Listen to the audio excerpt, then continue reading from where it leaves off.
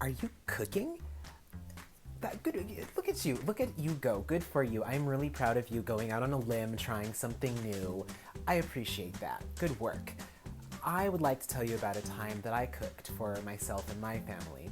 I grew up as an only child, but I also grew up with who I like to call my sisters. They were two dogs that were born about 6 months before I was.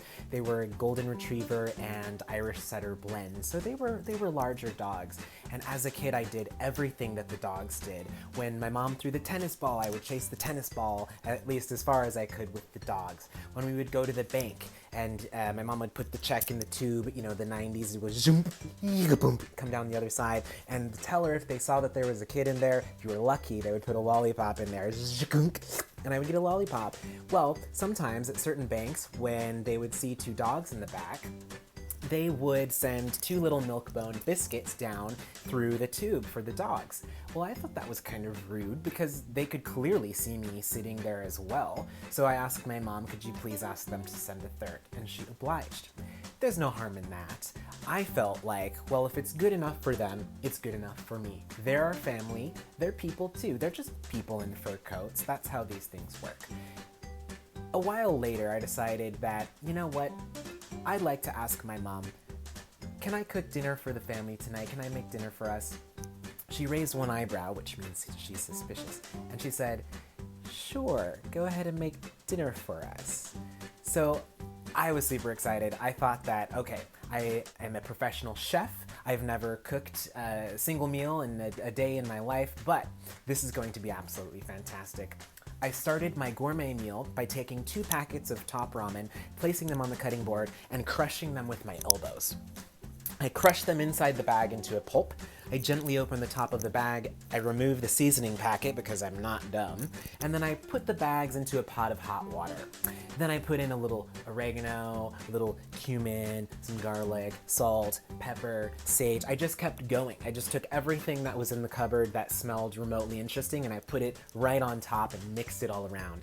Then I went ahead and took the top ramen seasoning and added that as well. Oh, and more salt.